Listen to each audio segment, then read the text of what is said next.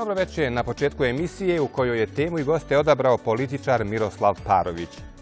Rođen je u sjevernoj srpskoj pokrajini od oca Srbina iz Hercegovine i majke Srpkinje iz Bosne. Ovi naglašeni nacionalni i regionalni elementi važni su za uvod u 60-minutnu priču.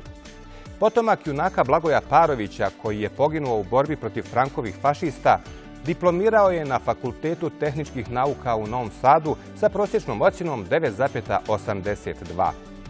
Uprkos diplomi koja garantuje krajnje unosan posao, obreo se u politici rukovođen idejom aktivnog patriotizma. Poštovani gledalci, dobroveče. Poštovani moji gosti, dobroveče.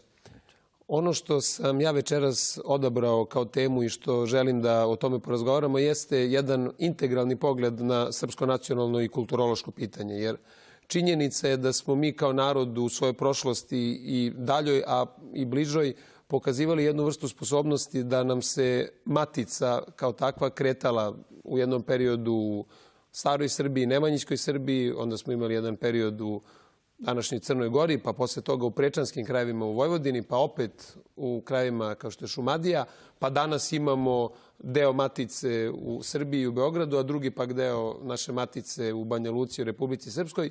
I činjenica je dakle da je sa jedne strane to kretanje naše matice jedna naša snaga koja je pomagala našem narodu da u prošlosti opstanemo i pretrajemo kao narod. Međutim, u nekim aspektima nam se to pokazalo i kao jedna vrsta mane. Najočitiji primjer je primjer današnje Crne Gore, koja je od jedne, da kažem, države koja je ili dela teritorije srpskog naroda koji je bio bastion odbrane naše državnosti, danas postala antipod tome, pa donekle to i Vojvodina ima, posebno od perioda 45. pa na ovamo. Ono, dakle, što bih ja volao da pokušamo večeras da makar načnemo kao jednu, po mom mišljenju, veoma ozbiljnu temu, jeste na koji način da mi u 21. veku to što je naša komparativna prednost, dakle, što imamo našu državotvornost u različitim krajevima našeg etničkog i kulturološkog prostora sa jedne strane, kako to da iskoristimo na dobro, ipak sa druge strane kako da te svoje, da tako kažem, regionalizme stavimo pod kontrolu da nam se ponovo ne ponovi neka Crna Gora. I mislim da su nam večerašnji gosti, profesor dr. Nenad Krstić, redovni profesor na Filozofskom fakultetu Univerziteta u Novom Sadu, inače iz čuvene porodice Krstić, starosedilačke porodice u Bačkoj, koja je još sa Arsenijem Čarnojevićem došla u krajeve severno od Save i Dunava, porodica koja kao najpoznatijeg izdanka ima čuvenog vladiku srpskog Danila Krstića. Pored profesora Krstića večeras će u gostima biti i Vladan Glišić, čuveni srpski političar, čovek koji potiče iz srca Šumadije, iz Garaša kod Aranđelovca, a koji je pak rođen u Prištini pa deo svoj korena vuče i sa teritorije Kosova i Metohije. I ja kao gost domaćin, poreklom sam iz jednog vojvođanskog sela, banatskog sela Jaša Tomić. Inače, moji su kolonistička porodica, očevi iz Hercegovine, iz Nevesinja, dok mi je majka iz Srednje Bosne, iz Čečave kod Teslića. Tako da mislim da smo mi u tom delu reprezentativni zato što negde i svojim ličnostima i svojim životom negde pokrivamo ceo taj etnički, kulturološki prostor gde živi srpski narod. Tako da bih ja krenuo od profesora Krstića da otvorimo malo pitanje Srba u Vojvodini i generalno srpskog nacionalnog pitanja u Vojvodini, kako u nekom prošlom periodu, tako i danas. Dakle, da pokušate vi da malo uporedite kako su se Srbi prečani ponašali u 18. i 19. veku, a pak kakva je, kako se zove, situacija danas i u periodu posle Drugog svjetskog rata. Hvala vam, Miroslave. Drago mi je prvo što ovako ozbiljnoj temi razgovaram sa mladim ljudima, što je znak da su upućeni tekako u tu problematiku. Kad je reč o srpskom narodu, dobro ste primetili, to je tema koja je aktuelna danas, tako je bila aktuelna i u 20. veku i u 19. Ja ću samo da se zadržim za početak na 19. vek, da vam dam neke svetle primere iz naše relativno bliže istorije. I pao mi je na pamet jedan sjajni srpski intelektualac iz tog perioda, Stefan Žiković, iz Čerevića preko Srema, onog malog mesta poznatog po vinu. koji je bio student na 3. godini medicine u Beču i na poziv Karađorđa on napušta taj lagodan život u Beču i dolazi u Srbiju da se bori sa svojom braćom protiv osvajača Turaka. To je evo, jedan dokaz koliko su ti mladi intelektualci Srbi bili zaljubljeni u majku Srbiju. I pored toga što je on odrastao u južnoj Ugarskoj, je tako? Odnosno današnjoj Vojvodini. I ta ljubav je bila omniprisutna kod čitave te generacije u 19. veku. Pored Živkovića, tu imamo Konstantina Pejičića i naravno mnogo poznatijeg svima nama Dositeja Obradovića, koji je opet rođen u Banatu, u rumunskom delu Banata. Dakle, svi ti intelektualci su težili ka jednom cilju, a to je da se Srbi iz Južne Ugarske ujedine sa majkom, kako su se zvali, Srbijom, tako da žive svi zajedno u jednoj Srbiji, da bi se to otprilike ostvarilo 100 godina. Evo, Dositej je preminuo 1811. godine, izvinite. To znači oko 104-5 godina kasnije da se taj deo Južne Ugarske pripoji Srbiji. I onda dolazi paradoksa. Posle Prvog svjetskog rata tu se javlja jedan broj srpskih autonomaša, ali to više iz ekonomskih razloga.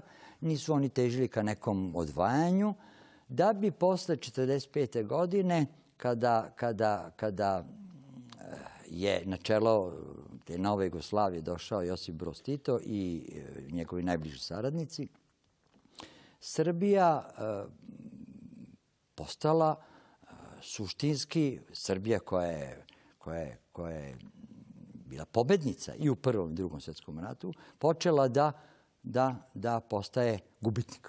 Kad kažem počela postaje gubitnik, nije odmah postala gubitnik, ali počela da postaje gubitnik. Kako to mislim? Pa tako što su već posle nekoliko godina Srbiju podelili na 3 dela i te pokrajine koje su vremeno dobile na značaju i ingerencijama podignute na nivou Republike, da bi se to krajem 80. godina, početkom 90. godina tačno reflektovalo da smo za sada, jedan deo teritorije izgubili, za sada, kažem, ja to ne govorim da smo izgubili, nego u suštini ona je okupirana, to mislim na Kosovo, a u Vojvodini se javlja jedan snažan separatizam i to upravo kod jednog broja našeg naroda, kod Srba. Ja sam pre nekoliko meseci napisao jedan članak i objavio sam ga već sam zaborio kom listu. Naslov je bio Vojvođani, međutim urednik ga je promenio u Nije moderno biti Srbin, gde sam pokušao da objasnim odakle, koji su to razlozi da se u Srba Prečana javlja, u jednom delu Srba Prečana javlja taj separatizam. I mislim da sam otprilike tu negde uspeo da bar načnem tu temu i da objasnim da su to ljudi koji su imali u doba Broza privilegije velike privilegije i onda kad sam malo gledao analizu sam radio, vidim da su to uglavnom danas deca bivših ambasadora Broza, bivših visokih političara, predsjednika izvršnog veća Vojvodine i tako dalje. Dakle, opet je reč o nekim privilegijama, što naravno može da bude opasno, se prenosi to na šire slojeve i obećavajući naravno bolji život, veće privilegije, mirniji život i tako dalje i tako dalje. I mislim da će se to sada, kako se bliže ovi izbori, taj pritisak biti sve jači. Što je za mene jedan od verovatno istorijski najznačajnijih momenata u toj, da kažem, novoj istoriji srpske državnosti 19. i 20. veka jeste spoj dva čoveka. To je pomenuti Dositej Obradović sa jedne strane kao najrelevantniji predstavnik Srba Prečana u tom periodu i Karađorđa sa druge strane. I mislim da naša ni kinematografija, ni historiografija, pa ni umetnost nije dala, po mom mišljenju, dovoljno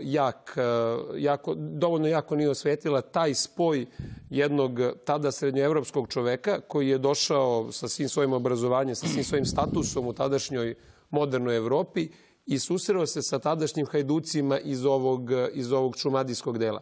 Zamislite vi samo taj sudar dve civilizacije koji su u suštini radili na jednom te istom zadatku. Tako da, Vladane, za tebe pitanje kao predstavniku tog hajdučkog kraja šumadijskog, a moram da kažem još jedan podatak iz tvoje biografije, a to je da si ti jedan od ljudi koji je najduže vremena proveo pored čuvenog Danka Popovića, koji je napisao čuvenu knjigu o Milutinu, koja je negde objasnila, da tako kažem, taj arhetip šumadijskog Srbina. Dakle, kako ti procenjuješ kako je bilo moguće u 19. veku da zajednički na istom zadatku rade hajduci sa jedne strane i među najučenijim ljudima Evrope sa druge strane, a da to danas ne možemo i da danas razvijamo antagonizme međusobne, umjesto da u 21. veku, kada će se definitivno opet potvrđivati suvereniteti i potvrđivati narodi, dakle, sebe dovodimo u opasnost da nestanemo. Naslage prašine istorijske, pa i to što nama kao Srbima jedan dobar deo vremena u vreme Titove diktature nije dato da mnogo istražujemo to, jer je, recimo, Prvi srpski ustanak prikazivan kao socijalna revolucija, što on u jednom segmentu jeste bio i naslanjao se na sve one revolucije koje su se dešavale početkom 19. veka širom Evrope, a na kraju krajeva sa Bolivarskom revolucijom i u Latinskoj Americi. Jednostavno, u tom trenutku carstva velika, koja su bila tad najmodernija tekovina državno-pravnog poretka, su počela se raspadaju i da se javljaju mali narodi sa svojom željom da ostvare nacionalnu slobodu i nacionalni suverenitet, pa je to, pored ostalog, bila i nacionalna, ali i socijalna revolucija utoliko što se taj feudalni sistem urušavao i počinjala je da bukti do kraja u tim malim narodima ta građanska potreba da najzad mali čovjek može da upravlja svojom sudbinom. Tu se javlja ideja suvereniteta u punom kapacitetu, kada hoće da ljudi da jednostavno odlučuju sami o svom životu, o tome kako će živjeti, kome će se Bogu moliti, kako će privređivati. I onda kad se to pogleda, ta komunistička teorija da je Prvi srpski ustanak bio i socijalna revolucija ima svog osnova, ali se tu zaboravilo i nekako se u drugi plan gurnulo sve ono što je bitno i vezano za ljude i za događaje i za sve ono što je vrlo slojevito, ko su ti ljudi koji su činili i taj Prvi srpski ustanak i početke srpske državnosti moderne od 19. veka na ovamo. Zato, recimo, malo znamo o Karađorđu. Karađorđe je bio svinjarski trgovac. U to vreme biti svinjarski trgovac je nešto slično onim potezima kako su, recimo, čuveni gonioci stada, stoke i ostalo na divljem zapadu u Americi to radili. Znači, to je uvek bilo na ivici kriminala, na ivici krijumčarenja, na ivici oružanih sukoba. To je tako bilo i kod nas sa svinjarskim trgovcima. Znači, Srbija je imala vrlo sličan razvoj u 19. veku u socijalnom smislu kao Sjedinjene Američke Države. Jedini problem je Srbije što nije bila tako daleko i što nju je svaka velika svetska pomeranja država, vojske i ostalo gazila i rušila ono što su prethodne generacije stvorili. Za razliku od, recimo, Sjedinjenih Američkih Država koje su bile toliko daleko da ih niko nije mogao okupirati, rušiti, paliti, pa su imali vremena da razviju svoj potencijal koji se Srbiji nikad nije dao. Tako da u tom smislu Karađorđe je bio svinjarski trgovac. Karađorđe je bio čovjek koji je zanat vojničkog oficira i komandanta učio u frajkorima. On je bio čovjek koji učestvovao u Kočinoj krajini. Za njega se, recimo, malo zna da je njemu bilo povereno da u trenutku kad su morali posle Kočine krajina se povlače, da je mošti dobio na čuvanje iz raznih manastira. To govori o tome da je bio vrlo pobožan čovjek i verujući čovjek, iako je bio lak na pištolju, na sablji, na pušci, iako je bio neka vrsta specijalca tog vremena. Ali Karađorđe je bio i hajduk. Hajduk u našoj romantičnoj predstavi je neko ko se bori protiv Turaka i kao Robin Hood uzima od bogatih, daje siromašnima. Međutim, oni koji znaju istoriju znaju da je hajduk kriminalac, između ostalog. Jeste nacionalni borac, ali je neko ko kad nema šta da opljačka i od svojih. Tako da je ta slojevitost Karađorđeve ličnosti, da je to čovjek koji je bio ozbiljan borac, ozbiljan oficir, ozbiljno verujući čovjek, čovjek koji je bio spreman da potegne i pištolj i sablju i kriminalnim pohodima, čovjek koji je imao određeno obrazovanje, jer vi niste mogli da budete u frajkorima i uopšte niste mogli da prođete sve te vojničke veštine, da nemate određeno obrazovanje za to doba. Formalna pismenost nije uvek uslov u to vremenu bio pravog obrazovanja. Bilo je mnogo slojevitih načina prenošenja obrazovanja koji nije bilo samo pismenost. Tako da je takav čovjek mogao da staje na čelo jednog probuđenog naroda i da prepozna čovjeka kakav je bio Dositej Obradović, koji je bio u punom kapacitetu obrazovanja na evropskom nivou tog vremena, kada Evropa nije imala toliko mnogo tako pismenih i obrazovanih ljudi. Razlika između obrazovanja koje je formalno i obrazovanja koje je po principu obraza u stvari nešto što treba da liči na ideal čoveka koji ima viziju, koji je obrazovan, jeste u tome što, recimo, nije obrazovanje samo poznavanje činjenica i poznavanje pismenosti, sve ono što je bila, već i svest o sposobnost da se prepozna vizija i duh vremena. To je sve Dositej Obradović imao, a preko te vizije i tog duha vremena je tako lako mogo da komunicira sa svim tim seljacima, ustanicima, hajducima, koji u suštini nisu bili ni to, nisu uopšte imali nivo formalnog obrazovanja, ali su bili baštinici iste vizije, istog duha vremena koji je prepoznao i Dositej Obradović. Sad je zanimljivo kako su Srbi Prečani, kako su ih tada zvali, i to su uglavnom mislili na Srbe iz Ugarske, kako se tada zvala Vojvodina, to je Srem, Banat i Bačka, ili kako već budemo zvali, Baranja isto, koja je bila deo tog prostora, je jedna zanimljiva stvar koja također mora se zna, to je da ni to nije bio idealan odnos i tada. Recimo, cela prva polovina 19. veka u Srbiji imate, kada su već masovno počeli dolaze obrazovani ljudi iz Preka, Prečani, da pomažu Srbiji da se obrazuju, kada je počela se stvara činovnički sloj, koji po prirodi stvari vi državu ne možete stvarati i sloj činovnika, oni koji prave državu, ako to ne pravite na porezima. Znači, onaj ko privređuje, ko stvara dodatnu vrednost, mora od toga dela da se odrekne da bi stvarao državu, finansirao one koji će promišljati kako dalje da se razvija celo društvo. To se naravno seljaku koji se često bori u 19. veku za opstanak nije sviđalo, jer deo svog hleba je morao da ostavlja za državu, za porez, a onda je video da to troše neki ljudi koji dolaze iz Preka, koji su također Srbi, govore isti jezik, ali se drugčije oblače, imaju drugčije manire i to je već idealna pozicija da počne pizma na Srbe Prečane i ona se stvarno dešavala. Pogotovo u vreme braniteljske vlade, kad je njih mnogo više došlo, kada su i naši sinovi seljačkih vojvoda i ostalo postajali takvi, onda je narod počeo da se bori protiv Kaputa, kako su oni to zvali, Gunjac protiv Kaputa. I to se i tada povezalo na te regionalne antagonizme gde su Šumadinci, jer je to tad bilo gro te države u prvoj polovini 19. veka, na Srbe Prečane gledali kao na neke strance, neke došljake, neke koji ih varaju, uzimaju im hleb, koji im smetaju i koji u stvari ih eksploatišu.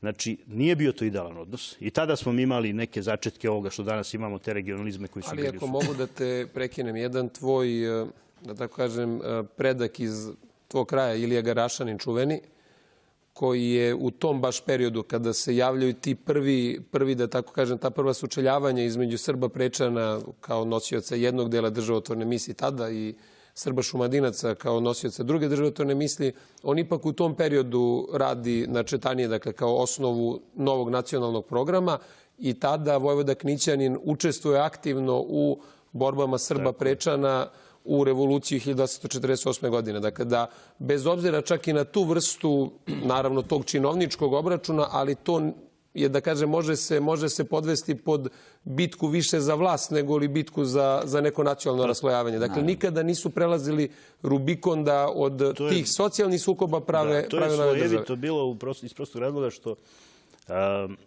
u svakom odnosu svih ljudi postoje slojevi i sukoba i saradnje i svega ostalog. A pogotovo naroda, a pogotovo jednog istog naroda, pogotovo jednog istog naroda koji je tad vitalno bio povezan. Ne zaboravite da je to vreme kada akcija Zapada, pre svega Rimokatoličke crkve, na pravljenju veštačkih nacija koje će praviti od srpskog naroda, je bila u zamahu, ali na nekim drugim krajevima, ne na ovom prostoru. I da je tada svako ko je govorio naš jezik, u stvari srpski jezik, po prirodi stvari bio deo naše zajednice. Tada su i muslimani koji su promenili veru, govorili da su Srbi muhamedanske veroispovesti. Tek će doći posle borbe muslimana da se osveti Kosovo, koje će knez Miloš napustiti, neće hteti da rizikuje iz političkih i pragmatičnih razloga, ali će cela Bosna muslimanska da se digne na ustanak da bi odbranila Kosovo, da bi osvetila Kosovo pred Turcima. Znači, zamislite vi danas da to dođete da kažete u nekoj muslimanskoj sredini, da su njihovi dedovi, džedovi, već malo starije generacije u jednoj trenutku kao Srbi muhamedanske vere hteli da svete Kosovo i da su zbog toga bili kažnjeni od Carigrada. A da, recimo, knez Miloš i Srbija se izmakla od toga jer nije htjela da učestvuje u jednom rizičnom poduhvatu. Znači, zašto to pričam? Pričam zato što je ta vitalnost povezanosti tog prostora bila velika, ali je postojala i ta socijalna pizma koja je postojala i u samoj Šumadiji između gazda i seljaka. Ti regionalizmi u nama nisu nešto što treba da nas deli. Oni moraju se sačuvaju kao specifičnost svih naših krajeva.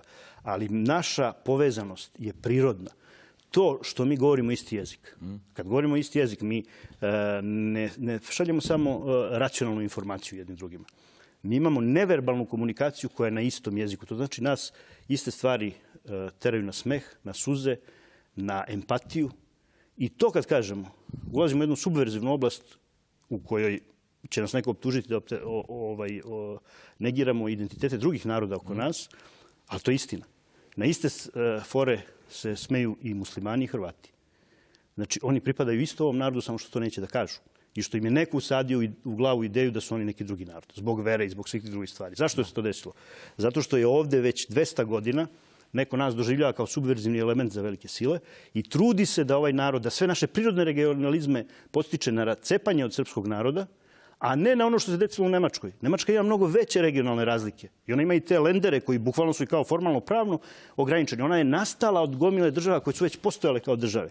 Ali tamo niko nema interes da ih razbija. Čak i kad naprave 2 svetska rata, genocidne tvorevine naprave i ostalo, i tada im dozvole da se ne cepaju. Ali Srbima se ne dozvoljava da budu ono što jesu, jer su oni prirodno subverzivan element na kateni mundi, kako se Balkan zvao, jer hoće da budu svoji na svome. Elite naše, da li su u Banja Luci, da li su u Beogradu, da li su u Podgorici, da li su u Ljubljani. Sve te naše elite moraju da budu svesne da mi moramo da napravimo suprotan proces. Ne seckanja ovog prostora, već ponovnog objedinjavanja. Ja ne govorim o jugoslovenstvu, ono je bilo prevara ovog narodu, ali govorim o jednom novom integrisanju srpskog naroda, ne samo na nivou srpskog naroda, nego na nivou jezika, mentaliteta, kulture, koji će se desiti samo ako nas ostave na miru i ako se zabave o svom jadu, a nadam se da će uskoro da se zabave o svom jadu na svetskom nivou, a nas da ostave na miru. I mi onda tu svest moramo da svedemo na ono što ima Ilija Garašanin, kada je bio svestan da mora da komunicira sa poljskom revolucionarnom avangardom, jer je ona mnogo bolje razumela položaj srpskog naroda i načrtaniji je proizvod toga, nego recimo tadašnja Moskva, koja je bila imperijalna, a da ne govorimo o Britaniji, o Porti, o svim tim drugim silama koji nisu htjeli da mi nastanemo kao slobodan narod. Interesantno je da, pošto si dobro pomenuo opet Iliju Garašanina, koji je komunicirajući sa tadašnjom Poljskom u stvari komunicirao sa jednom, da kažem,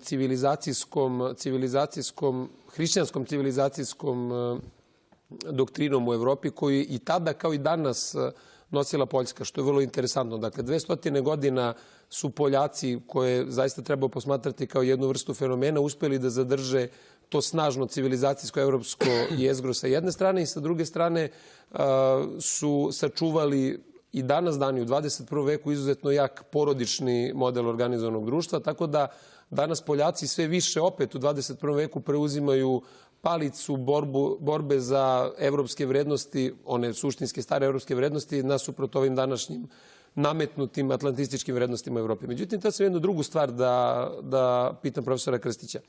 Činjenica je, a to je lako proverivo istorijski, da su u ovom periodu u kome smo do sada najviše govorili, a pre nego što krenem da uključujem i ove krajeve koji su mojoj porodici bliži, a to su krajevi današnje Republike Srpske, dakle Nevesinja i Teslića, odnosno Bosne i Hercegovine, jer su i Srbi iz tog kraja u 19. veku, pa i u 20. a pogotovo pred kraj 20. veka, kada je stvorena jedna velika naša pobeda, a to je Republika Srpska, dakle konačno jedna velika pobeda u našem narodu.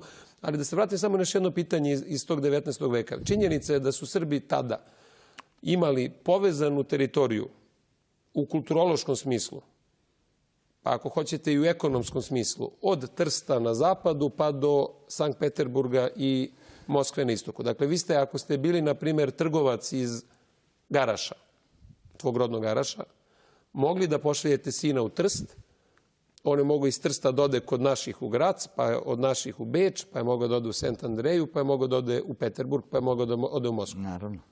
Sveti Petar Cetinski takođe je mogao bez ikakvog problema, preko povezanih teritorija, naših ljudi, naših trgovaca, naših crkava na kraju krajeva, da dođe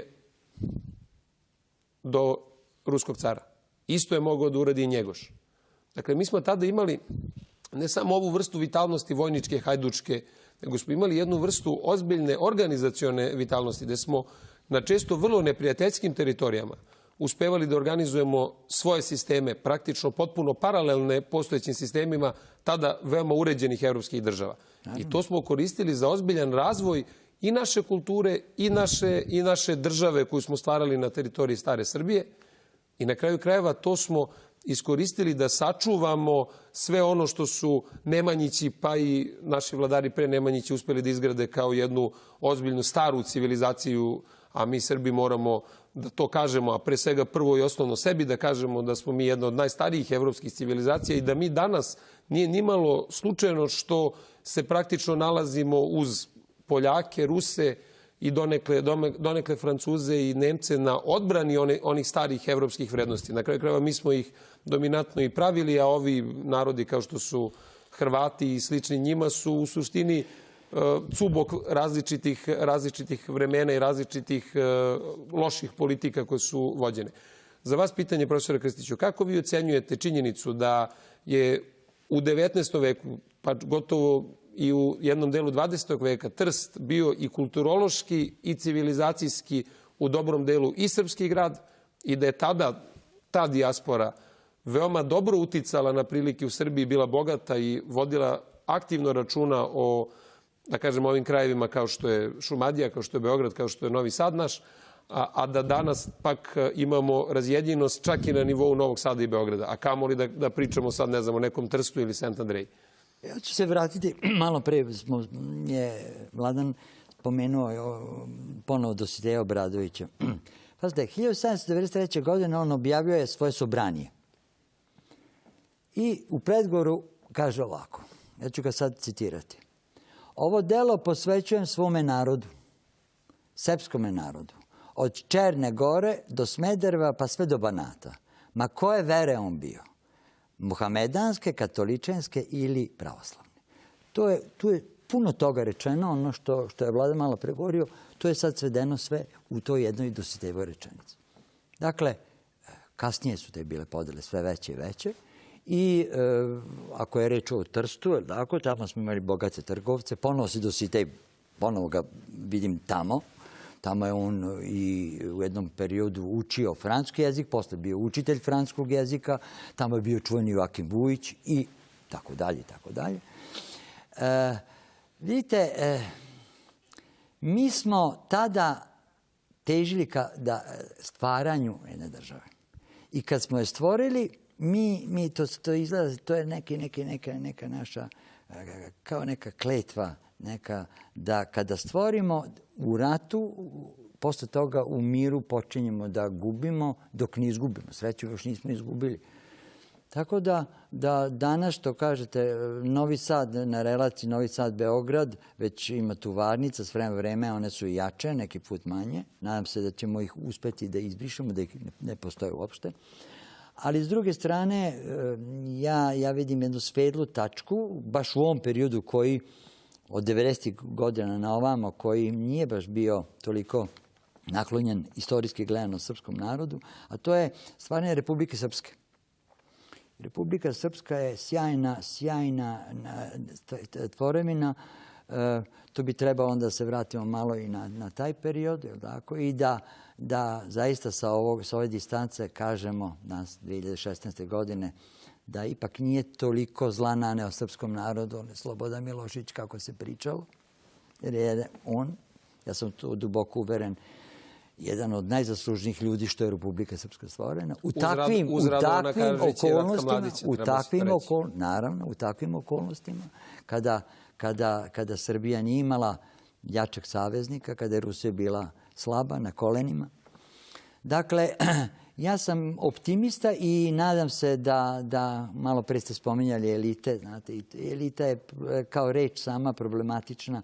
Vidite, od 2000. godine, od te takozvane petooktobarske revolucije, Mi govorimo o nekoj eliti, znate, a to su ljudi koji su sami sebe nametnuli ili ih je neko nametnuo sa strane. I to su ljudi i danas koje vidimo na televiziji, na raznoraznim kanalima televizijskim i tako dalje, samo proklamani intelektualci, znate, dok ta reč intelektualac je veoma zahtevna. Znate, veoma zahtevna i ja se ne bih usudio da je često koristim. Tako da mislim zaista da okupimo one ljude koji žele dobro pre svega svom narodu, a ima ih, ja ih vidim ovdje u Republici Srpskoj, vidim ih u Srbiji, vidim ih van Srbije, često u posljednje vreme putujem, ima ih našeg sveta u inostranstvu, mi ih ne koristimo dovoljno da nam pomognu. Neki put kao iz nekog ili neznanja ili nemara ili lenjosti, mi ne privlačimo te ljude, čak ih odbijamo. A s druge strane sve više prijatelji imamo među samim strancima. Tako da nisam pesimista, naprotiv optimista sam tim pre što gledam ovako mlade ljude kao što ste vi i nadam se da će u vrlo skoroj budućnosti biti mnogo bolje za naš narod. Vi ste mi dali šlagvort sa time što ste pomenuli Republiku Srpsku danas kao jednu svetlu tačku i kao jednu veoma važnu tačku na kojoj mi moramo braniti ne samo pravo na naše postojanje biološko, nego i pravo na naše civilizacijsko postojanje. I negde moja teza koju često negde u svojim političkim nastupima govorim jeste da je Republika Srpska danas za srpstvo ono što je nekada bila Vojvodina.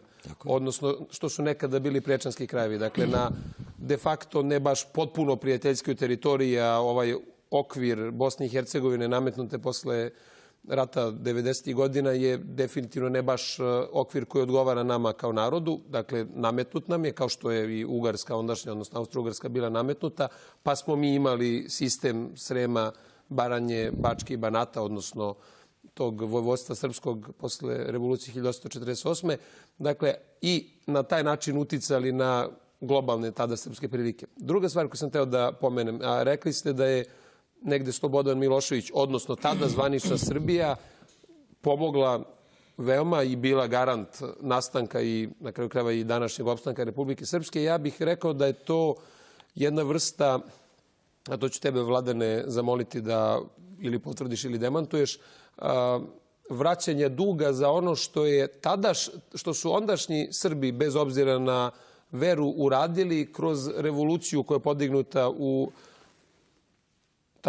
tadašnjoj Bosni, dakle posle prve Nevesinjske puške, ja pominjem Nevesinje kao kraj iz koga dolazi moja porodica Parović, dakle iz Beograda kod Nevesinja, gde je pukla prvi put Nevesinjska puška i gde je pokrenut taj ustanak tadašnji hercegovački, odnosno bosansko-hercegovački, koji je doprineo i bio inicijator stvaranja i davanja Srbiji kraljevine, odnosno potpuno nezavisne države. A mogli smo i na tom primjeru da vidimo, kao i na primjeru revolucije 1848. godine kada je stvorena Srpska Vojvodina, da su Srbi iz ovog kraja, čak i sam kralj Petar pod imenom Petar Mrkonjić, aktivno učestvovali u toj revoluciji i pomogli i opstanku naroda u ovim krajevima, ali indirektno pa i direktno i stvaranju tadašnje i Kraljevine Srbije i nešto kasnije Kraljevine Crne Gore. Dakle, i na tom primjeru možemo vidjeti taj jedan spoj, dakle, gde praktično ono tehnički, a ja kao elektroinženjer to dobro znam, znači kao zakon akcije i reakcije iz spojenih sudova. Dakle, jedna akcija, bez obzira što se desila pre 140 godina, dakle, Nevesinjska puška koju su podržali svi tadašnji Srbi iz svih krajeva gde smo živi, od Trsta do Sankt Peterburga, dakle, ta Nevesinjska puška se vratila 100 i nešto godina kasnije i stvorila Republiku Srpsku. Hajde da pokušamo da pričamo i o tome, dakle, da vidimo na koji način danas aktivnom politikom koju moramo voditi svi mi, dakle, bez obzira, a ti si dobro rekao, da li u Novom Sadu, Beogradu, Podgorici, Banja Luci, Palama, Trebinju, pak ili Ljubljani ili bilo kom drugom kraju gde imamo aktivnu, čak i u Zagrebu, da, tamo gde imamo aktivnu zajednicu. Dakle, na koji način danas? A ako imamo, kao ljudi koji pretendujemo da budemo elita, što je rekao profesora, i kao ljudi koji pretendujemo da možda nekada postanemo intelektualci, bez obzira što se ti ja bavimo i politikom. Dakle, kako, povlačeći te paralele, videvši iz faktičkog stanja, dakle, da je Nevesinjska puška koja je pukla pre 140 godina donekle uticala da se danas stvori Republika Srpska u njenom današnjem obliku. Dakle, kako danas da, znajući to, iskoristimo i napravimo strategiju za 21. vek. Mislim da ti kao čovjek koji potiče iz Garaša, Ilija Garašanin je imao, jel tako, pretenziju da vlada tim krajevima, to možeš dobro da razumeš i da otprilike daš određene smernice, odnosno svoje razmišljanje u tom pravcu. Pa kad se vratimo na Iliju Garašanina, moramo biti svesni da je to jedan čudan spoj jednog real političara, vrlo ozbiljnog, koji je za to vreme bio vrlo obrazovan i obrazovao se na zapadu. Nivo njegovog obrazovanja je bio neverovatno veliki za sredinu u koju se vratio, iako to je bila neka gimnazija u pitanju, ali svejedno za to vreme je to bio vrlo obrazovan čovjek. Real političar koji je u isto vreme kao real političar znao kada treba spustiti loptu i praviti se mrtav, što bi rekli, dok ne prođe opasnost. I recimo tu je vrlo zanimljivo, i to sam nekoliko puta pominjao, to mi je bilo zanimljivo ponašanje Republike Srbije danas u krimskoj krizi, u trenutku kad je Krim vraćen Rusiji, i ponašanje Srbije 1854. u vreme Krimskog rata, kada smo mi bili deo Turske imperije i po prirodi smo trebali da ratujemo u okviru Turske imperije protiv ruske braće, ali smo uspeli pod pritiskom cele Evrope, koja je zajedno sa Turcima tada ratovala protiv Rusije, da mi budemo, iako smo deo Turske imperije, nekako neutralni. To je svest tih naših političara poput Ilije Garašanina, da u tom trenutku su uspeli da za srpski narod pribave to da se pravimo mrtvi u teškim trenucima da bi preživjeli stvarno, jer je to bila vrlo opasna kriza za nas. Zašto pričam? Zato što je Ilija Garašanin u stvari najbolji primer kako treba spajati u vreme kad je Srbija bila mnogo vitalnija. To je Srbija koja proizvodi nove generacije, koja proizvodi mlade ljude, sposobne, ambiciozne, koji otkidaju budućnost za sebe, svoju porodicu i svoju naciju. A danas smo Srbija koja to više nije. Mi smo Srbija u kojoj takvi ljudi odlaze iz zemlje. I kad kažem Srbija, ne mislim samo na Srbiju u geografskim granicama, nego na sve ovo što je srpski prostor. Tako da danas tim više mi imamo odgovornost da budemo i real političari, ali da imamo istu tu vatru koju je imao taj real političar koji je u to vreme komunicirao sa poljskom revolucionarnom emigracijom, koja je u vreme vladavine Svete alijanse i vreme kada je svaka revolucionarna delatnost u svetu bila proskribovana, imao isti odnos tada sarađivati sa poljskom revolucionarnom emigracijom, to je kao da danas sarađujete sa Al-Kaidom. Mislim, ne u vrednostnom smislu, nego u smislu koliko je to bilo zabranjeno. Znači, taj Ilija Garašanin ima i tu svest. Znači, real političar, vrlo obrazovan, sa svešću šta znači raison d'etat, kako se pravi država, ali spreman da vizionarski se povezuje sa najopasnijim elementima da bi pravio oslobođenje celog tog prostora. Dakle, taj duh koji je on imao je duh koji je ukresao Nevesinjsku pušku. 1875. počinje Nevesinjska puška. Taj proces se završava Berlinskim kongresom 1878. Između toga imamo kreće Nevesinjska puška, to je revolucionarni pomeraj, kako bi rekli, velikih razmera. On se pretvara u prvi srpsko-turski rat, koji tadašnji knez Milan Obrenović, vrlo kontraverzna i velika ličnost u našoj istoriji, uleće sa velikim revolucionarnim i rusofilskim zanosom u celu tu priču, zahvaljujući Rusiji koja nas spašava, jer naša vojska je uletela u taj rat sa velikim očekivanjem da ćemo mi lako da se obračunamo sa Turcima koji su već počeli da opadaju kao sila, ali smo sebe precenili. I mi u tom ratu, iz drugog srpsko-turskog rata, izlazimo sa velikim teritorijalnim proširenjem. Ali da nije bilo Ruske imperije koja je došla da nas zaštiti, mi bi doživjeli debakl. Jer smo precenili snage našeg naroda i naše vojske. To će biti razlog zašto će Milan Obrenović kao knez, a budući kralj, rešiti da razoruža narodnu vojsku. Imao je i svoj razlog jer se plašio radikala koji su imali naoružan narod iza sebe, ali iza toga je stao jedan ozbiljan raison d'etat, da takva vojska ne može da se nosi sa silom kakva je Turska i da nastavi oslobođenje koje je počela Nevesinjska puška 1875. godine. Tu vrstu spojenih sudova koji ne obraćaju pažnju na imperijalne granice, koji su se prenosili iz Hercegovine u Srbiju, iz Srbije, tadašnje kneževine Srbije, 1848. mnogo pre toga sa Knićaninom u Banat, Bačku i tamo gde je bila borba za opstanak srpskog naroda u susretu sa Mađarima i svim tim revolucionarnim dešavanjima. To su videli naši neprijatelji i to su i znali. To je znao Bečki dvor, to je znali Turci na Bosforu, samo oni već više nisu imali mnogo snage da nas smetaju. To je znao neki mnogo opasniji neprijatelj, Gordi Albion, koji upravo te 1854. godine, kada smo mi izbegli Krimsku krizu, uvideo da smo mi ono što su definisali mali Rusi na Balkanu i od tada to uzimaju kao osnovu svoje politike prema Srbima. Ovaj narod ovde koji razume jezik koji mi sad pričamo, narod koji se smeje na iste šale, koji plače zbog istih stvari, taj narod treba razjedinjavati. U početku im objašnjavati da su Srbi rimokatoličke vere, pa Hrvati, da su Srbi muhamedanske vere, pa Bosanci, Bošnjaci, već šta se to zove. Sad će ih deliti na Vojvođane i Srbijance, delit će nas na svim drugim mestima. Crnogorce, Makedonci i sve ostalo. I sad, dobra je ta paralela. 1875. Nevesinjska puška, završava se Berlinskim kongresom, Srbija dobija proširenje 4 okruga, veliko proširenje, postaje mnogo ozbiljnija, geostrateški pravac Moravske doline postaje još značajniji, Srbija ga drži pod kontrolom i ne samo kao narod, jer je taj narod tu da živi na tom prostoru, nego već kao državna tvorevina. Posledica i toga će biti 1881. kada postajemo kraljevina, što je bilo veliko priznanje i nezavisnost dobijamo posle svega toga. 1992. Republika Srpska Bosna i Hercegovina počinje svoju borbu za opstanak i nastaje Republika Srpska, jedina naša državotvorna pobjeda u 20. veku. Mi smo u 20. veku gubili države i kad smo dobili Prvi svjetski rat, mi dobijamo državu koja nije naša, zove se Kraljevina Jugoslavija. Kad dobijamo Drugi svjetski rat, mi dobijamo državu koja je također protiv nas, zove se socijalistička, komunistička Jugoslavija.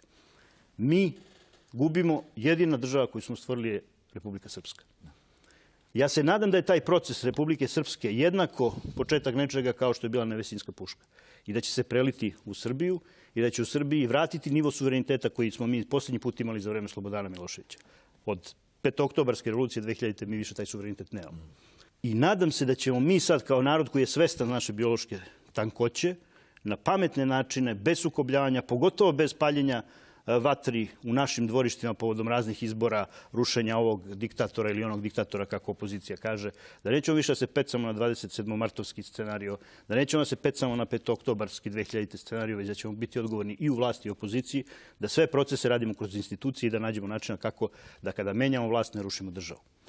I u isto vreme moramo biti svesni da kad krenu velika svetska tumbanja, niko ovde ne pomisli da treba da oslobađa svet, već da treba sačuvati ovaj narod, a ima ko će oslobađati svet kojem mi treba da pomognemo u meri opstanka ovog naroda. I još jednu stvar bih voleo da pomenem, možda sam oduzeo dosta vremena, ali je dobro zbog ovih regionalnih naših priča. Znate da, naravno, postoji animoziteta i među Šumadincima. Ja recimo sam u porodici gde mi je majka sa Kosova. Oni pripadaju tim naseljenicima posle Prvog svjetskog rata Solunskim, koji su iz Crne Gore, kralj Aleksandar ih naselio dole. A otac mi je Šumadinac. E sad, znate da recimo kad su Srbi sa Kosova bežali od Šiptara u Šumadiju, da je počela priča od šumadijskih seljaka i ostalo, to su Kosovari. I taj animozitet koji recimo u Aranđelovcu postoji Kraljevo, između Kosovara i Starosedelaca. Ja sam to gledao u mojoj porodici, kad se otac i majka malo posvađaju, eto ti te priče, Kosovar, Šumadinac, ti ovakav, onakav. Tako da ja znam koliko je besmisleno to. Kao kod mene otac poreklo Hercegovaca, majka poreklo Bosanka, pa to onda taj čuveni mi smo proizvodi ljubavi između vrlo sukobljenih regionalizama. Ali, Crna Gora je tu dobar primjer. Crna Gora koja je ceo svoj 19. vek pravila svoju državnost na priči o super Srbima. U trenutku kad je postala deo zajednice sa Srbima i kad je počela realno da se meri, kad je Cetinje moralo da shvati da nije na nivou Beograda, Kragujevca, Sarajeva, svih tih prostora, tada je neko na Cetinju odlučio da ako ne može bude super Srbin, on će biti Montenegrin. To je nešto što ne smemo da dozvolimo. Znači, Republika Srpska je izuzetna tvorevina, ali je vrlo bitno da ljudi u Republici Srpskoj u jednom trenutku kada dožive nešto što su recimo od Miloševića doživjeli, da im stavi granicu na Drini, isti taj Milošević koji je pomogao da nastane ova država u mnogo čemu i rizikovao mnoge stvari zbog toga, je također iz nekih svojih razloga, nekada diplomatskih, a nekada i vrlo glupih, pravio granicu na Drini. I da u tom trenutku ne pomisli da ako nismo super Srbi, onda ćemo biti nešto drugo. Ja znam da je to nemoguće ovdje zato što su okruženi ljudi, zato što ima 30.000 grobova koji su ugrađeni u jednu srpsku državu i sve ostalo. Međutim, ti najbolje znaš u Vojvodini kako se pravi druga država. Ne na priči mi smo Mađari, Vojvođani. Vojvođanska nacija ne postoji, ne može da se stvori. Nego mi smo Srbi, ali hoćemo da imamo svoju granicu na Dunavu. Tako će pokušati. Ali smo bolji Srbiji od ovih drugih. Znači, zašto to pričam? Jer ja, recimo, kad Šumadinci zbog toga što su radili 1804. pa onda 914. i sve to, zbog svega toga što su radili, Šumadinci su vrlo često u očima drugih Srba bili Šumadinci. Pijemont. Ja to ne volim. Ja Šumadince obožavam. Ja ih poznajem i obožavam ih, volim ih. Ali ih ne volim zato što su idealni, nego baš takvi kakvi su. Znam sve njihove mane. I recimo Danko Popović je u knjizi o Milutinu napisao jednu tužnu priču o stradanju srpskog naroda iz Šumadije i svih drugih srpskih krajeva. Ali kad se pogledaju njegove druge knjige, vi tu vidite ozbiljnu kritiku šumadinstva, Tome Vučića Perišića, tog lokalizma, te zatvorenosti, te skučenosti. Znači ja pričam o ljudima koje volim. Čime je Šumadija izgubila svoju vitalnost? Između dva svetska rata domaćini odlučuju da ne prave više dece, da ne bi delili hektare. I naprave zemlju jedinaca. 1944. ti jedinci odu na Sremski front, izginu i Šumadija više se nikad ne oporavlja. Znači u Šumadiji je zbog naše skučenosti zemlja pojela ljude. Ta skučenost ne smije se desiti ni u jednom srpskom kraju jer je u Crnoj Gori napravila Montenegro. Ta srpska ubeđenost da smo početak i kraj svega, pa ako nam to ne priznaju, onda ćemo mi da budemo nešto drugo iz inata. Zašto? Jer smo svi mi Srbi pozvani da budemo ličnosti izuzetno jake. U prirodi smo violentni, individualisti i jaki. Ali da bi bio ličnost, moraš da budeš u zajednici. Jer samo u očima drugog čoveka se vidi kakav si ti čovjek. To je ono gde smo mi na korak stali. Krenuli ka ličnosti, krenuli ka zajednici, jer nas je Gospod ka tome pozvao, ali nas je naša sebičnost, naš individualizam zaustavio i tu postajemo, ako nismo super Srbi, onda smo Montenegrini. Ako nas ne vole svi, onda smo veliki Šumadinci. Onda ćemo sutra u Republici Srpskoj da budemo neki poseban narod. Ne treba to. Treba budemo svesni da svi naši regionalizmi su lepi, prelepi. Treba voliti svoje ljude, ali moramo budemo svesni i naših mana da bi mogli da branimo tu zajednicu koja se ne završava. Opet ponavljam, možda će me neko napasti za jugonostalgiju i ostalo, ali govorim Jugoslavija nije, jugoslovenska ideja je smrt za srpski narod, to nije prava ideja, ali se ne završava naša narodna misija samo na onome što je srpski narod. Dokle god dopire ovaj jezik, ova kultura, ovaj mentalitet, to su ljudi koji će jednog dana biti u našoj orbiti, ako mi napravimo uspešan društveni i politički model. Ako možemo da na neki način zaključimo naš večerašnji razgovor, jedna dobra posljedica kaže kada god ne znate kojim putem da krenete dalje, onda je najbolje malo se vratiti unazad pa vidjeti odakle se krenulo, a onda se ima bolji pregled situacije. I negde moje razmišljanje, a to mi uvertira za, da kažem, moje posljednje pitanje i jedan primer iz, da kažem, mog privatnog života. Znači, moje razmišljanje je da ipak ta nemanjićka civilizacijska osnova koja se dominantno sad ipak nalazi u svim ovim regionalizmima. Dakle, jer je ta ideja svetosavlja u suštini nešto što nas onako civilizacijski i onako dubinski kulturološki povezuje, mada mora se priznati da danas možda subkultura ima mnogo jači integrišući faktor. Konkretno, na primjer, Mile Kitić, moj zet, bolje prolazi danas i u Ljubuškom, gde je JNA ušla 52.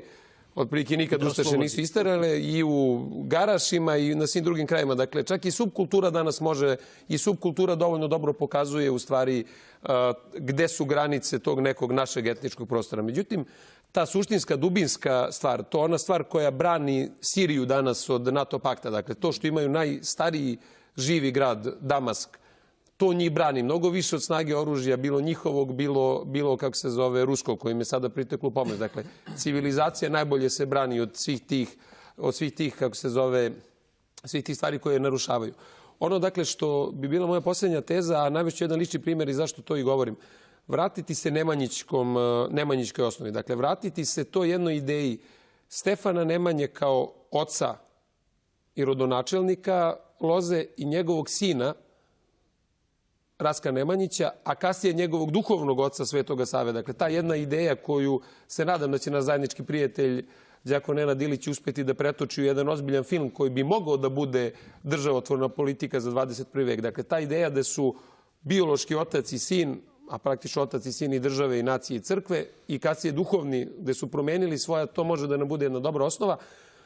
Moji prijatelji i ja smo pre 2 godine na 900-godišnjicu rođenja velikog župana Stefana Nemanje, dakle rodonačelnika naše najjače dinastije, Nemanjića, zajedničkim snagama uspeli da napravimo spomenik Stefanu Nemanji.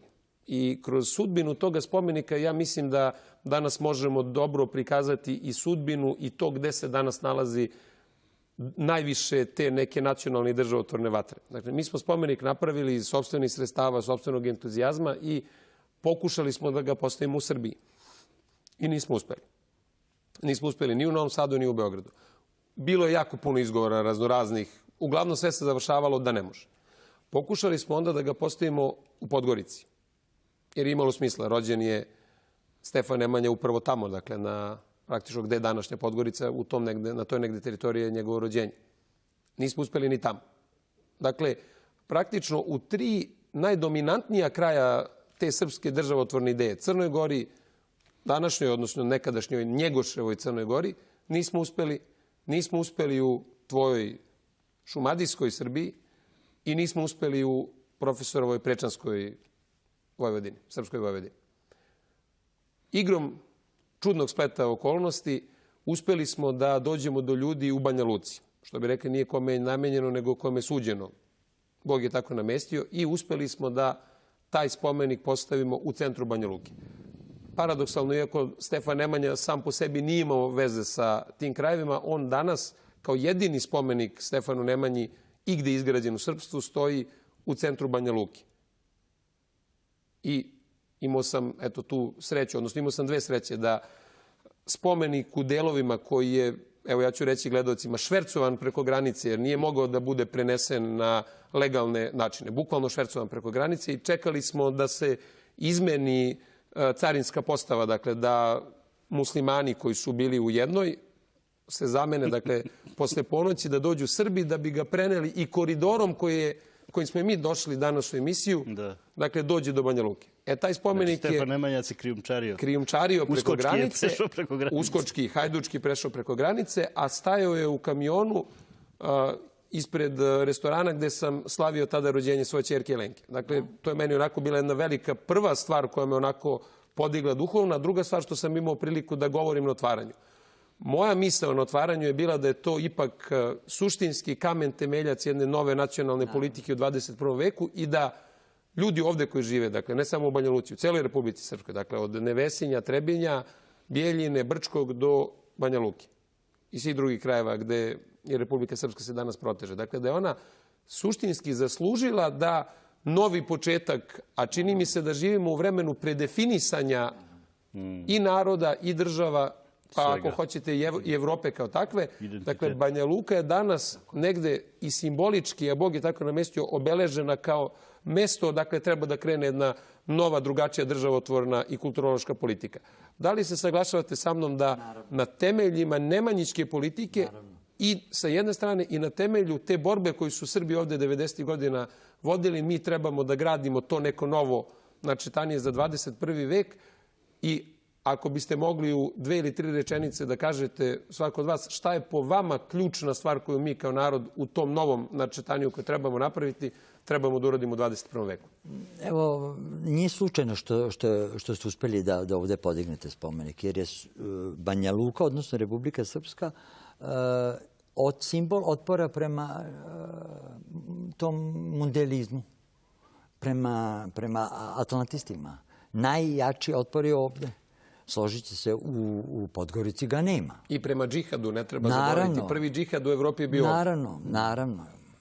A sad, to bismo... Džihad, znate, neki put ja ga povezujem ispod žita sa atlantistima, znate. Pa nema ispod žita, to je direktno povezano. Tako, neki put i direktno. Ovde je nas NATO bombardovao zbog džihada. Naravno. Dakle, ovde je otpor najveći i iz tih razloga, dakle, iz tog razloga je to sasvim prirodno da se nalazi spomenik. Ja smatram da treba da budemo mudri. Ono što je Vladan malo pregovorio, da se ujedinimo koliko god je to moguće. S obzirom na to da pred nama, i to prema mom mišljenju, u vrlo skoroj budućnosti, a to znači za 1-2, mogu da se dese promene koje bi išle u korist srpskog naroda. Jer mi u suštini imamo sada, veoma su jasne sada karte. Mi imamo 2 bloka. S jedne strane imamo Angelu Merkel koja predstavlja, dakle, prema mom mišljenju, ne mora znači da sam u pravu, ali prema mom mišljenju, predstavlja tu struju atlantističku, dakle, načelo te ujedinjene takozvane Evrope, odnosno Evropske unije. Berlin treba da bude motor tog razvoja, odnosno tog procesa koji će dalje da nastavi da drobi nacionalne države na regije. I s druge strane, a produžena ruka Vašingtona, a s druge strane imamo još opet jednu ženu, Marinu Le Pen, koja se u suštini, njena politika se bazira na politici velikog, za mene možda najvećeg ili jednog od najvećih državnika u 20. veku, Charlesa de Gaulle. To je suverenistička ideja, odnosno nacionalne države da budu sa jasnim granicama, ali naravno od Vladivostoka do Lisabona. Ti naši prijatelji govore o toj liniji, to je za mene fenomenalna stvar, ali daj Bože se to ostvari, a zašto da ne? Dakle, o liniji Pariz, Berlin, Beograd, Moskva. Pa da dodaju sada i Varšavu sa pravom kao mesto gde se brani civilizacija. Neka dodaju, ali u svakom slučaju, dakle, možda nam jedno značajno mesto pripadne u bliskoj budućnosti. U svakom slučaju, nikako nam nisu potrebne neke narandžasta ili takozvane neke druge obojene revolucije. Potrebno je da budemo mudri i ujedinjeni. Verujem, profesore, da nije ni imalo slučajno što upravo vi i ja imamo izrazito dobre odnose sa strankom Marine Le Pen, slično kao što je Garašanin svojevremeno imao sa tadašnjom, kako je Vladan definisao, evropskom Al-Kaidom. Koje je tvoje mišljenje, Vladane? Šta su nama ključne stvari za to neko novo načetanje za 21. vek? Nemanjički model je dobar model, pri čemu i ti i ja smo bili u Dverima i izašli smo iz te organizacije iz raznih razloga, ali sad kako vreme odmiče, shvatam da čak mnogi tamo nisu razumeli jednu vrlo ozbiljnu, dubinsku stvar. Nemanjički model nije samo strogo crkveni model i nikako ne sme da bude strogo crkveni model. Srpska pravoslavna crkva ima veliku ulogu u našem narodu i u očuvanju identiteta. Međutim, društveni život, politički život i sve ono što s tim ide i Nemanjići u tom smislu su jedan mnogo širi model koji prevazilazi u ovozemaljskom vidu crkvenu portu. Znači, šta znači nemanjički model? Šta znači svetosavlje kao način pravljenja jedne politike u 21. veku? To znači svest o tome da je naša borba srpskog naroda za opstanak, borba jednog slobodarskog naroda za to da svaki čovek u tom društvu koji živi na ovom prostoru ima pravo da slobodno izabere način kako će živeti, s kim će živeti i da na kraju se pita kako će njegova deca u budućnosti živeti. To je ono što danas globalni poredak neće da dozvoli. I u tom smislu naša borba za integrisanje ovog prostora u kulturološkom, državotvornom i svakom drugom smislu, naša borba zajedno sa Sirijcima koji se sad bore za suverenitet svoje zemlje. A šta znači suverenitet? To znači ne može američki ambasador da kaže ko će meni biti predsjednik vlade. Predsjednik vlade se bira na izborima u toj zemlji koji nisu namešteni. I ne biraju ga ni bankarske elite u toj zemlji, nego ga bira narod na izborima. To je znači taj suverenitet. Paradoksalno je što kad se ovako pogleda, Nemanjička Srbija koja je nicala u jednom feudalnom vremenu kada je Sebar bio potpuno bez ikakvih prava, je mnogo bliža jednom suštinski suverenističkom i demokratskom modelu nego recimo Sjedinjene Američke Države koje danas glume demokratiju. Zato je taj model, svetosavski, nemanjički model u suštini revolucionaran jer traži slobodu svakog čovjeka i pravo da on odlučuje o svojoj sudbini, traži pravo da taj čovjek formira svoju zajednicu zvanu država koja će ga štititi od toga da ga neke multinacionalne korporacije ne maltretiraju i postaje saveznik svih ljudi ovog sveta koji se bore za slobodu. Srpsko nacionalno pitanje koje je još uvek otvoreno mora da se vezuje za slobodarsku borbu celog sveta protiv imperijalne dominacije multinacionalnih korporacija, Vašingtona, Pentagona i svega toga. I uz još jednu veliku razliku svetosavske nemanjičke politike koja je uvek odgovorna prema real politici ovoga naroda. Mi imamo pravo vrednostno da se borimo sa svim, da podržavamo svaki slobodarski pokret u svetu, ali ako smo real političari, moramo da imamo odgovornost da ne sme ni jedan naš čovjek da strada u toj borbi jer mi nemamo ljudi dovoljno. Moramo prijateljima u svetu koje ćemo podržati na svaki način da kažemo mi podržavamo vašu borbu, kad god budemo mogli doturit ćemo vam nešto, ali ne očekujte da podižemo ustanke pre vremena ovdje da nas obrišu, jer ako nas sad obrišu više nikad nećemo postojati. I ako mogu ja za kraj da upravo na bazi svega ovoga što smo govorili, a na primjeru migrantske krize koja je danas nešto što će dominantno po mom dubokom uverenju odrediti buduću evropsku politiku, upravo vidimo kakav smo mi Srbi narod. Kada su Turci dolazili sa mačem u rukama, mi smo prvi stali na branik tadašnje Evrope, suprotstavili se i realno dominantno sprečili Turke da praktično tada okupiraju čitavu Evropu. Danas kada ljudi sa decom u rukama, istom rutom kojom su i Turci došli u Evropu dolaze, mi opet kao jedini narod, znajući šta znači kada sa detetom u rukama i koferom stvari izbegnete ne od dobroga nego od zloga, mi danas smo jedini u Evropi koji ih razumemo i koji se trudimo da im pomognemo. To je zato sam ja ponosan na ovaj narod, zato što mi suštinski razumemo šta nam je vojvoda Marko Miljanov rekao kada je rekao da je junaštvo braniti sebe od drugoga. Dakle, kada smo se branili od ljudi sa oružjem, mi smo se odbranili, ali da je sa druge strane čovjštvo, odnosno čoveštvo, braniti drugoga od sebe. Dakle, zato mi danas opet kao jedini ne napadamo te ljude koji nose decu u rukama i beže od zla, koje mi jako dobro razumemo. Zato bih ja za kraj gledalcima rekao da trebamo da budemo ponosni na ono što jesmo i da se moramo boriti, jer zaista ovaj narod ne samo da zaslužuje, nego ovaj narod mora opstati zato što ovaj narod pokazuje da i Evropa i čoveštvo kao takvo ima smisla. Hvala vam puno i doviđenja.